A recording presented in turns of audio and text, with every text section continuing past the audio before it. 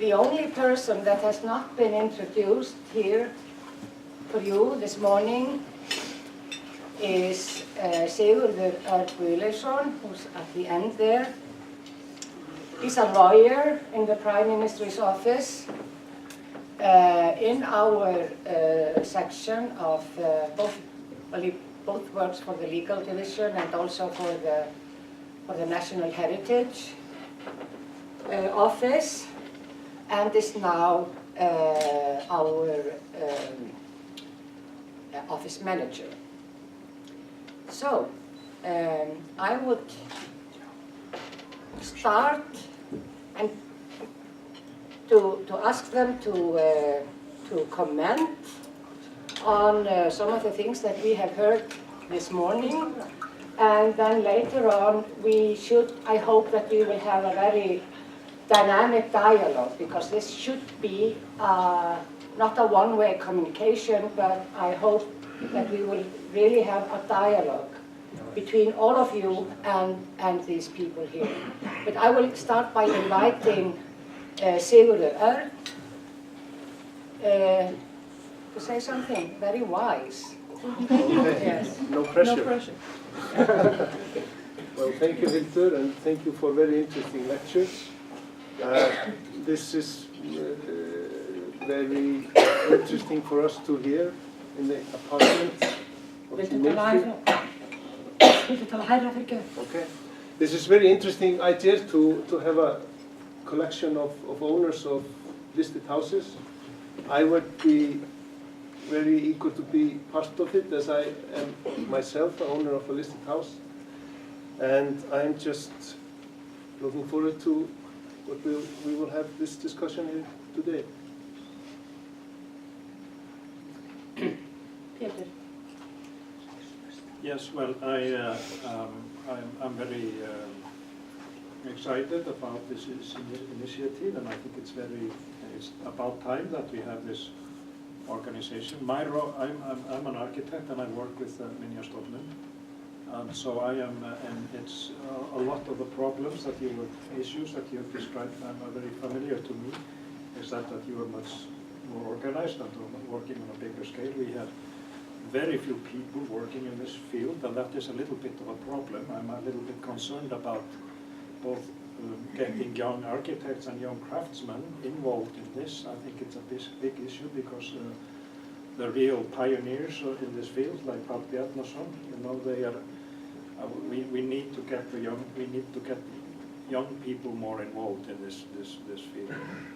And I also think that the question of incentive to activate this possibility, that the law allows for tax deduction, I think it's very good to have a group of owners helping us at Minjastofnun, because there are so many things that Páll mentioned that we really could use some help with to push further.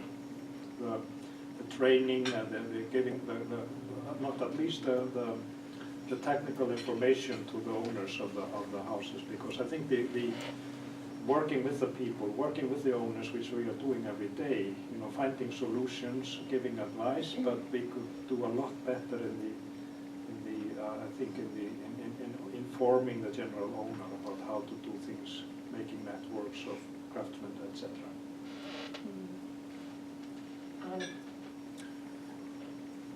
Well, as I told you, we had a very good experience with the organized cooperation between the government and the owners. So I can only recommend to you to go on with the work of making a formal cooperation. And I think it would have a good benefit for as well the owners, as for the built heritage, as for the Kulturhausglas. Yeah. So I think everybody will have something to go for there. I think it's interesting that you're talking about the craftsmen and the traditional craft. This is an issue which we have in common. In Denmark we have the same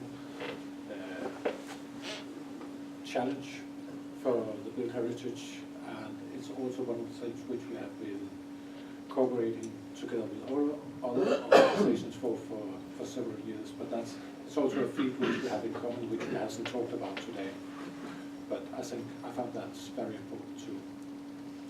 And in the end, which none of us has mentioned today, is that we have a database on the internet. We have some advice, information, material. Birthe has the same in her organization, and there's several. And what is very important for us is that they are coordinated. So when we describe one place how to restore a window and which material, it's important that we do it now in the same way in our materials as Birthe do, and as they do at the technical schools, for example. So this coordination about knowledge and education is very important too. And I think that's a field which we have been working together also, and where we have started from different point of views, and now have a common opinion. Birthe, go ahead. Yes, but I can only agree on what Arne is telling you. And In this case. In this case. I just told that some years ago we took the initiative in the owners' organization to start an umbrella organization in Denmark called the Built Heritage in Denmark. We have 25 members, not private members, but other organizations and institutions, all organizations which are dealing with problems within the built heritage. And we did that because we agreed that we had a problem only being a small elite group dealing with these problems within the built heritage, and that it was very important that the whole Danish population got more conscious about how important it is to maintain our heritage. And in this organization, an umbrella organization, we make a lot of knowledge. We inform about the built heritage, and we edit a lot of material which people can buy and use when they are maintaining their houses. But I will say, if any of you here is interested in making an owners organization, you are very welcome to come to Denmark for a week or two to follow our work, or we could also come up here and tell you in details how our deduction system works, because it's a little bit too complicated to tell you about here.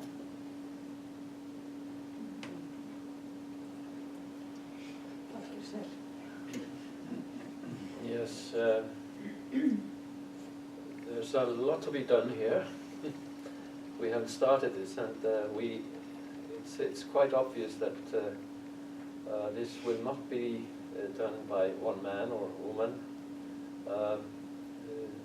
We need people to participate from the beginning to form the organization, and also we've had sort of moral support from the Heritage Board, and we might need to have more cooperation with them, and good cooperation, I think, is very, very important, because we're going to start our first steps if we do this. And I just hereby call on people to, give their consent that they want to participate in this work. What I was talking about earlier was a future vision. Of course, it takes time to organize everything that I spoke about, and of course your organization has an advantage. You started in 1978, so you had some time. And of course, these things have been done here by different people and different people. And the publishing of booklets has been done by Minjastofnun or Húsafriðunar Nefnd, well, the Heritage Board, in the past. But this organization could be sort of a link between the Heritage Board and the authorities and the private owner. There's one thing that I was thinking about after your lecture, Birthe, that you only have private owners in your organization. I was questioning that because there's a lot of houses, at least here in Iceland, that are owned by local authorities, different organizations, even the state and the church. Why do you exclude all these? You may just answer that later. But these are my thoughts now. You told me that the incentive of joining this society was amongst other things, the tax reduction. I'm curious to know, how did you manage to convince the government, to deduct taxes for that reason? Do you know? Because I don't think they would buy it here, to tell you the truth. And everybody is very, when I tell people about it, they're very surprised. Yeah. But they were extremely keen, these estate owners. And I've heard that they went to the parliament 20 times. And it was, the thing that helped them was that the manager of that agency, he supported the idea. The man of the cultural agency, he supported the idea. So they kept on going to the parliament and said, we must have this. And So this means a lot of work and a lot of pressure Yes. on Yes, the government, yes, yes. on politicians. Yes. Because it's a political decision. Yes. isn't it? Heyrið þið nógu vel að naftast? Yeah. But if Kristin might think that it was a good idea, and she said to the minister of this area here, state minister, do this, I'm sure he would listen. But what would be the incentive? What would you say to that this would increase the value of the surroundings? I mean, what for the government, what is the positive side of it, of giving up taxes to something like this? But it's difficult to ask a small group of people owning houses to have so big costs without getting any help.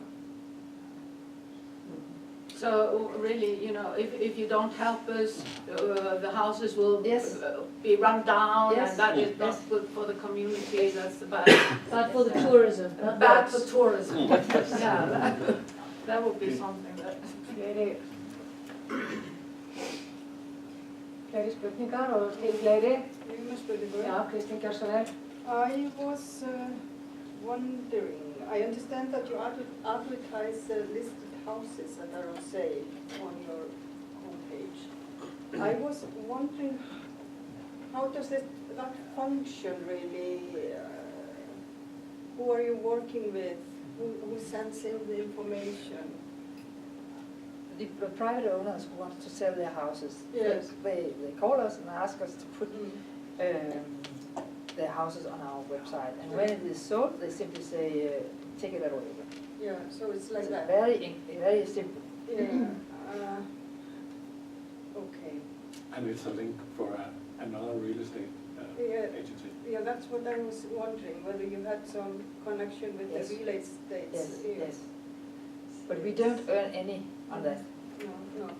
I have another question. I was wondering whether there's a similar organization for those owning land with scheduled sites. Yes, and there isn't. No. We got a lot of these sites, Pallborðsumræður in Denmark, and they don't have any organization.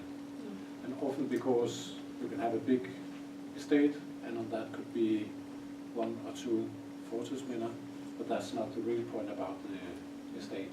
So it's a small part of it. So I think it's different.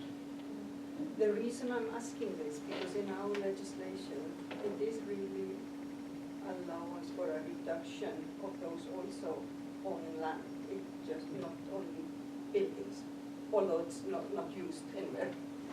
So I was wondering whether you have the same for those in Denmark.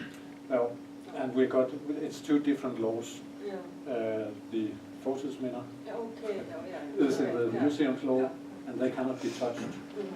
And the listed buildings are in the Yeah. buildings preservation law, and because it can't be changed. So it's 2 different things. Já, gjör svo. Thank you. I have one question. Viltu kynna þig? Já, ég heiti Vigdís Ragna. Ég á gamalt hús í Þingholtunum. I'm owner of an old house in downtown Reykjavik, and I wanted to ask, because we have, in my opinion, a huge problem in Reykjavik, which is in Iceland, which is how easily contractors can take old houses, let them run down and then tear them down, or if they can't tear them down, they move them. Sometimes they move them to a lot where they stay for some years before they get allotted loft. A plot somewhere in Reykjavik. So they're moving around houses.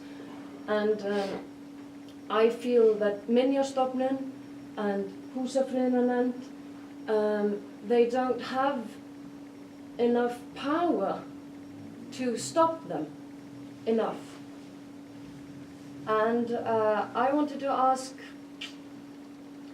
because when you take a house in Iceland and you move it, even though you move it just 1 meter, if you move it this 1 meter, you have to build everything as if it's a new house. So, how is it in Denmark? It's quite opposite, in fact. We don't move the listed houses. It's not an option, simply just. And it's because the houses, in our point of view, they're going to tell a story, a true story. So when you see a listed house, it's going to be it's a story about how you lived, in which connection it was, etc., etc. So it's also part of the townscape. And we have some buildings who are moved into museums, open-air museums, and although it's very fine and very interesting buildings, they are not listed in our way. So we have another point of view of that in Denmark, and when we can say that, it's because our politicians have made a law which we administrate, which give us these possibilities. In Denmark, once there was a house in the airport drawn by Lauritsen, a fantastic concrete work from the 30s, and we were very interested in listening to that house. But because of the structure and everything in the airport, they wanted to move the house. And then they put it all on a wagon, this very huge terminal, and they drove it to another place and placed it there, and after that we listed it. But first after they had moved it, because we... So that's the only one where we have done something else. Kristín, wants to... I just wanted to comment. We have 2 stages of preservation in Iceland. It is known that we call fredet, så fredlyst, og fredet er faktisk lignende, eller it's the same as bevarsverdig. Bevarsverdig, okay. Or it's those houses that we are sometimes moving, but then I wanted to ask Pétur mostly to, no, I'm speaking, okay. I wanted Pétur, if could possibly explain why this happens, because it has to do with the planning legislation. Could you explain that? Yes, I can try. Okay, yes, it's important to make this distinction because we are on one hand side, we are talking about houses that are 100 years old, that are automatically put on some kind of conservation status, and then we are talking about listed buildings which are friðlýst, which is a decision of the ministry. I don't think there are many cases of those kind of buildings have been moved, but in the category of the 100-year-old buildings, there are certainly cases. But with the new legislation that started with Minjastofnun in 2013, we have been trying all we can to resist this tendency. And we have made it very clear to developers who want to come to us and say we want to move this house, even if it is permitted in the district plan. We are told to them, okay, it's your problem. You have to first of all you have to find the site, you have to finance the moving of the house, you have to finance the rebuilding of the house, and that's part of your development package.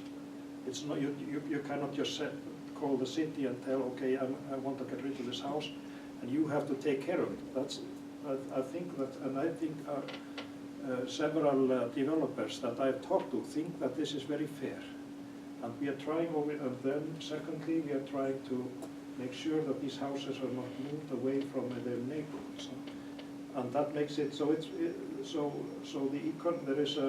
We are trying to introduce this kind of economic resistance to the moving around. But then, there are always historical questions, because we have examples of houses that are 100 years old that have been moved historically 4 times. They were built in a herring station, and then when or a whaling station, when the whale went away, it was moved to another town, and then they were moved to downtown Reykjavik, and and then they have maybe been moved to the suburbs of Reykjavik. And these houses came prefabricated from Norway in the beginning. So the moving of it was part of the. You could make an argument that the moving of it was part of it, but of course that's not the real case. The case is that we want to conserve the neighborhoods. But one point that I made earlier on was, if you take the house and move it, you almost have to destroy it to rebuild it. You lose, in accordance to the law that the city has in building new houses. Byggingarreglugerðir, ég veit ekki hvað we are also fighting byggingarreglugerð, and there is in the byggingarreglugerð exceptions. There is a possibility for exception. We have been helping some people to make case to the byggingarfulltrúi that since this is an old house, you cannot have the same kind of requirements. For instance, in terms of, well, for security, it's usually easy to solve, but in terms of all these access and fire regulations, you can approach their standards, but you can never meet them. And there was a big case in Akureyri where we had to go, the old pharmacy in Akureyri, where we really had to help the owner to convince the building authorities that it was possible to make this building into a house, into apartments. But it's not just, I just wanted to add that this is not, it's not just limited to the problems we of history keeping. I just want to mention here that I think it's very important that everyone here who wants to join immediately after this meeting gets in touch with Páll. And even if we start on a very small scale, I think it's a very important step we are taking here. And actually the first person to contact Páll during the break was an owner or representative of the owners of a friendlist house, which is in very great danger of destruction.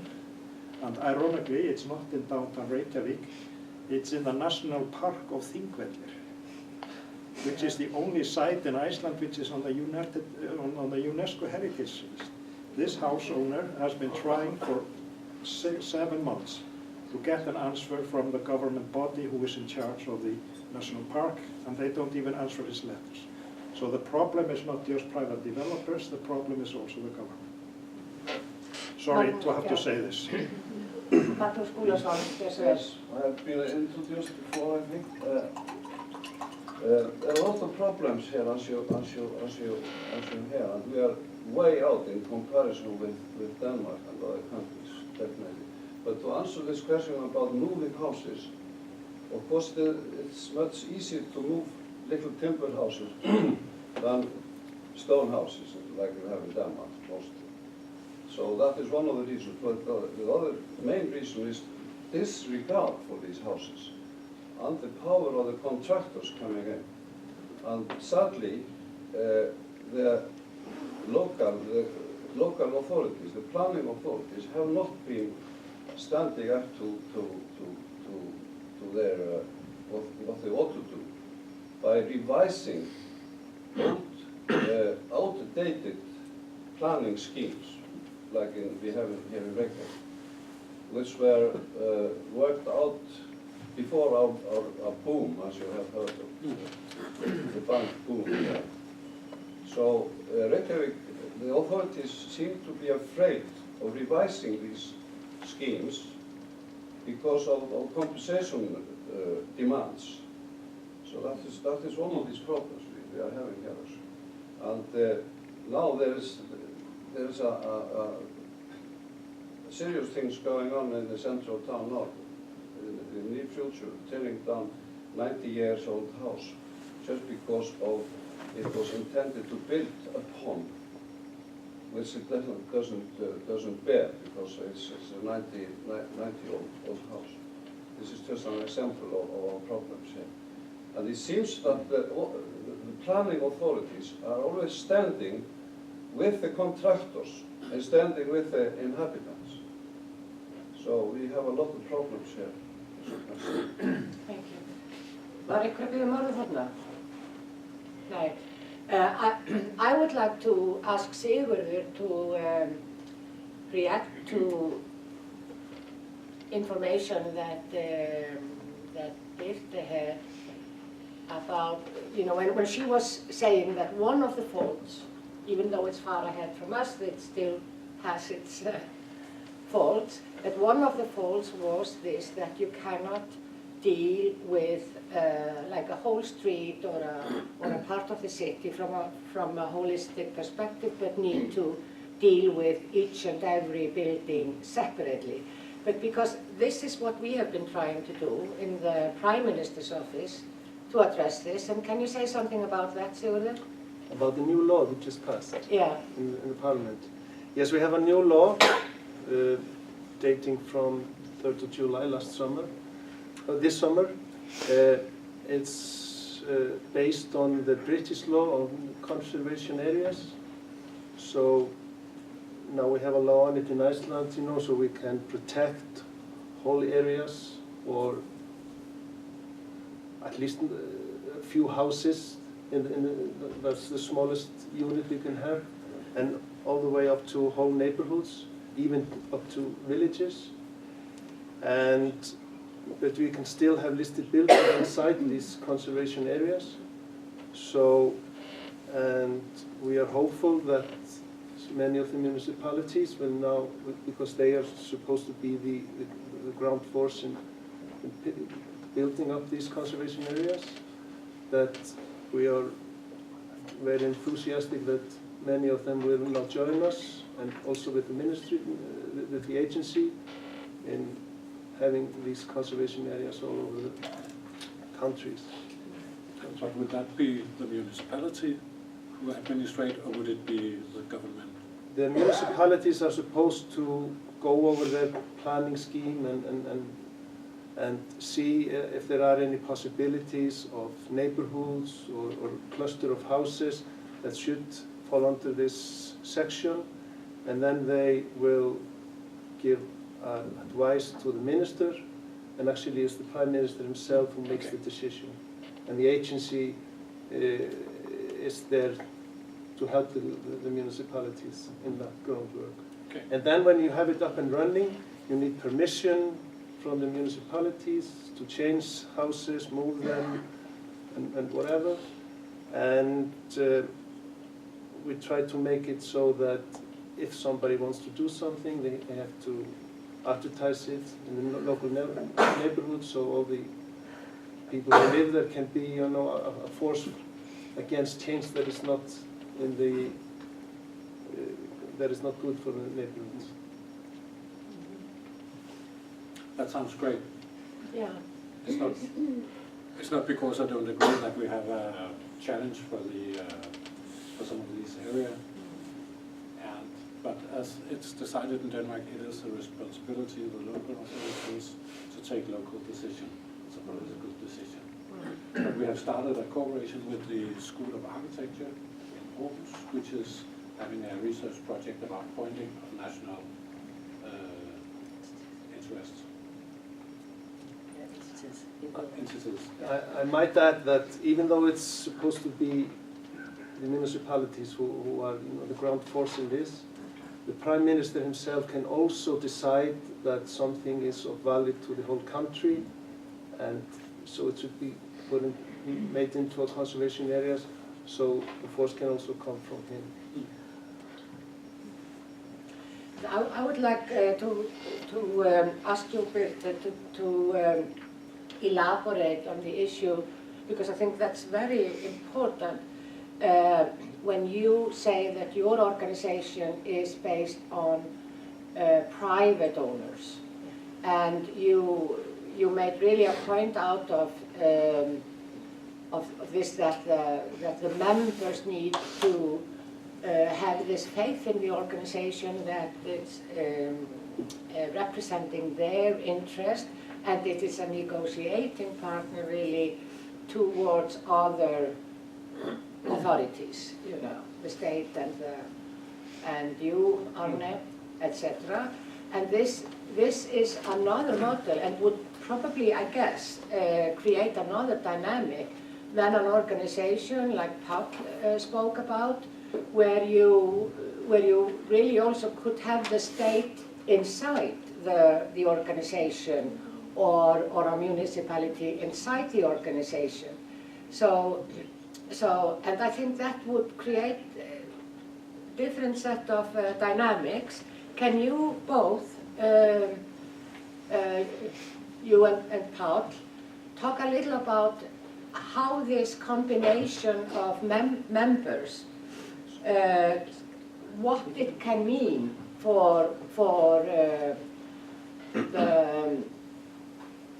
the potential of such an organization and the representation towards other agents in society?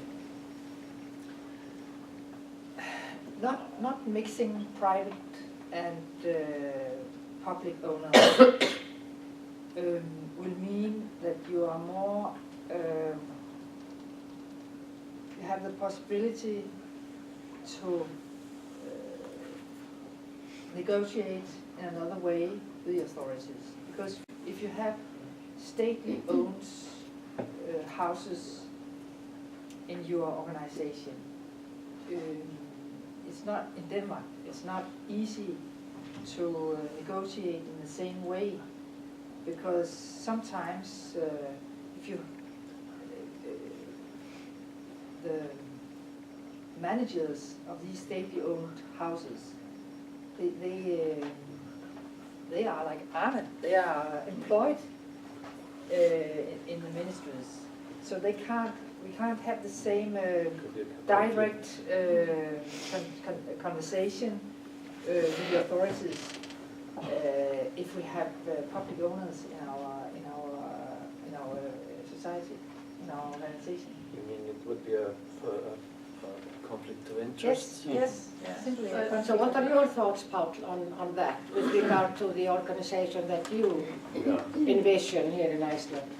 Well, I think our situation is quite different because we are so few, and an organization only built up of private owners would be only a handful of people, more or less, compared to your organization. So I think if you think about it, of course there might be conflicts of interest if there's some publicly owned buildings and well, the church, the local authorities, or even the state. I think in our case it would be to the benefit of an organization like that to have as many as possible, even though we might have some conflicts in between, because of there would be so few members. We would be stronger with the public sector inside than outside. Would you like to join a conversation on this issue? Anybody? Can you stand up? Yeah. My name is Páll, and I work as district employee for Northwestern Iceland. Speak out louder. I'm hard of hearing. Yeah. I would like to ask, because you are talking about who should attend to this Icelandic organization or be a part of it. Is it thought of as landowners that have archaeological remains, listed archaeological remains on the land? Will they be a part of this organization? To my mind, we're only talking about buildings. Yeah. And maybe not ruins, or that would fall into another category, I think. At least to start with, we would limit ourselves with buildings, and I don't know where to draw the line, but I don't know if bridges or other constructions would come into it. But first of all, I think we should limit ourselves to buildings. Yes. Many of our owners, or great part of our owners' houses are based on archaeological ground sites. Yes. So of course we help them also with these problems. It's no problem.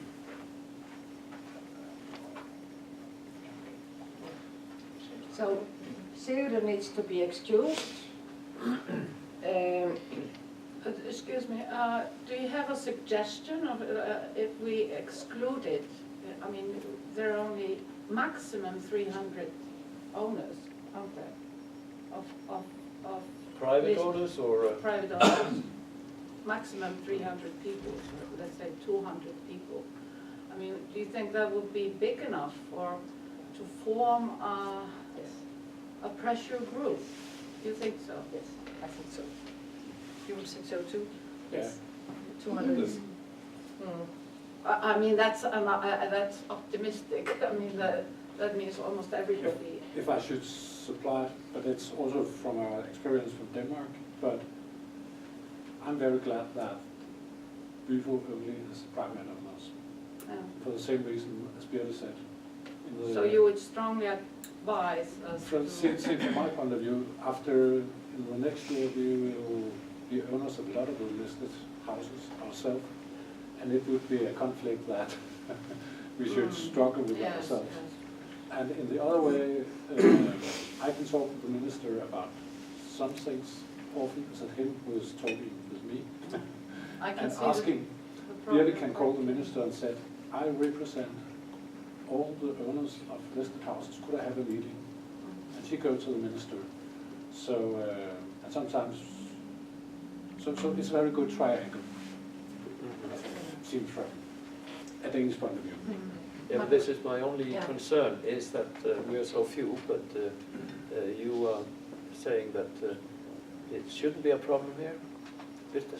No, I don't think so, because you are very important, all you 200 people, Okay. because you own the most important part of the Iceland built heritage. So I don't think it's a problem, because how many people are you here in Iceland? 320,000. Yes. Maybe it's the same It's the same. percentage. It's the same percentage. Yes. Magnús, gjör svo vel. Talking about this owners organization, I would like to point out that we have approximately 206 listed churches in this country. And my question is, can you see the owners of those churches being a member of your society? Are your churches privately owned? They are owned by the parishes, most of them. Only a few are owned by the private owners. Yes, they are owned by the parishes, not by the state. They are owned by the parishes, that's correct. Are they listed? They're all listed. They are Talking a about great this. burden on our heritage fund, really. Great burden. In Denmark, the They are a churches, problem. they are not listed. Now you have this slots and what's called kirkja or No, Slottsstyrelsen. we have 2,500 churches from the Middle Age, Yeah. and they are not listed, but they are under the National Museum. They are archaeological. They are not listed. No, Yes. not in our. No, exactly. And they have their own budget. Yeah. 20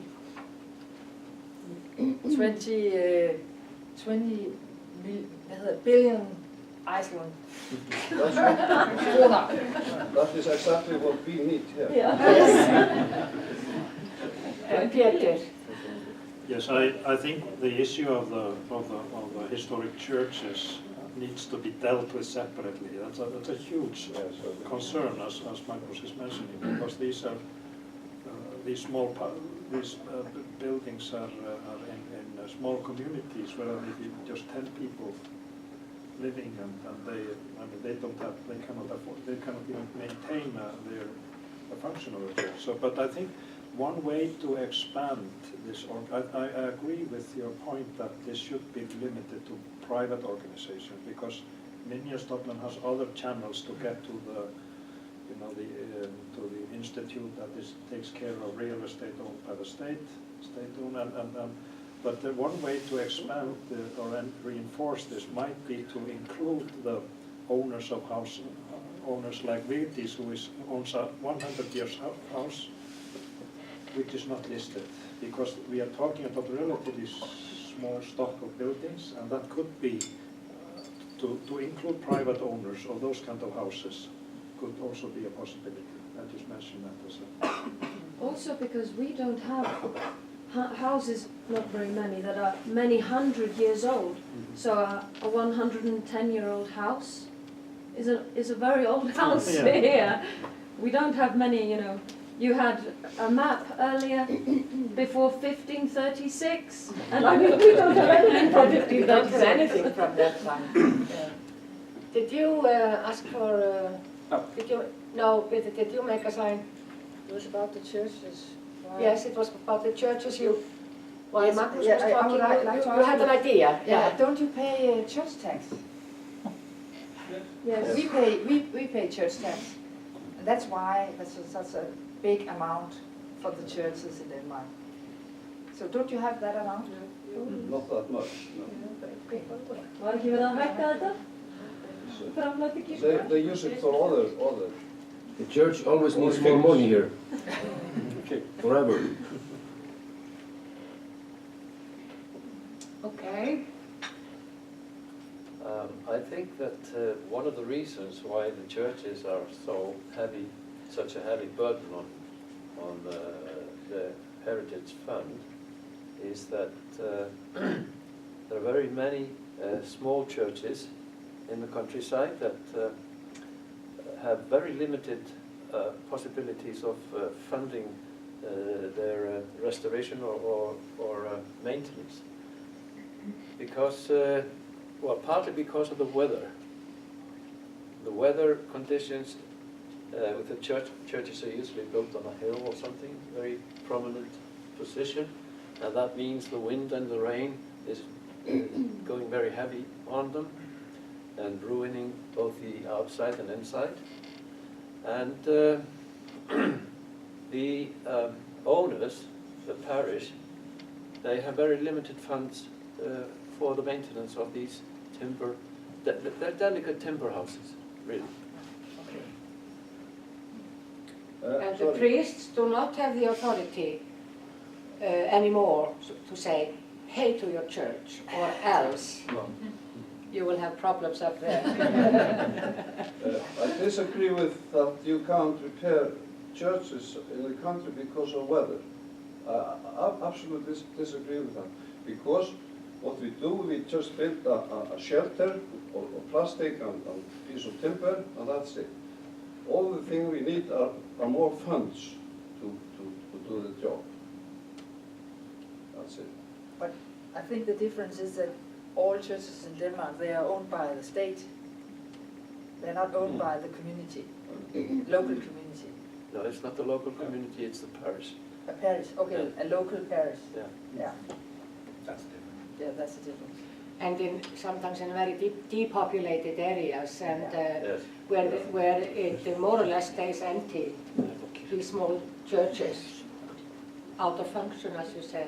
What word did we use in Danish when something loses its former organic function in the life of the ordinary life?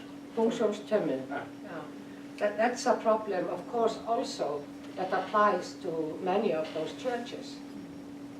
But at the same time, these churches are among our most precious heritage, building heritage, and also their inventory may be a sort of peephole back into the past, which is quite important. But we have the same, Yeah, we have the go same ahead. problem in Denmark. Lots of our churches are not visited on Sundays any longer. But I think we all agree on that our middle-aged churches is our most important heritage in Denmark. So we agree on that everybody must pay for maintaining these churches. Do you think so? Yeah. So, is anybody with an unasked question in their mind? Okay. I would like to say in the Yes. end that we have been so pleased to be invited here. It's very good to meet our colleagues here. We discussed last evening, we could cooperate and exchange experiences, and we are talking about you're welcome to come to us in Copenhagen, and maybe we could exchange some people for a period. So it's an open invitation from us, and thank you for this. Yeah. Hildur, maybe just a few words. I just wanted to ask, thank you for coming here, and all the lecturers. We are very pleased with that, and Pétur, of course. And I would like to thank you for coming and listening to us. So thank you. So, yes, thank you very much. I hope you will be successful in your initiative. This is a very generous offer from Denmark. I hope somebody will make use of that. And so, good luck to all of you.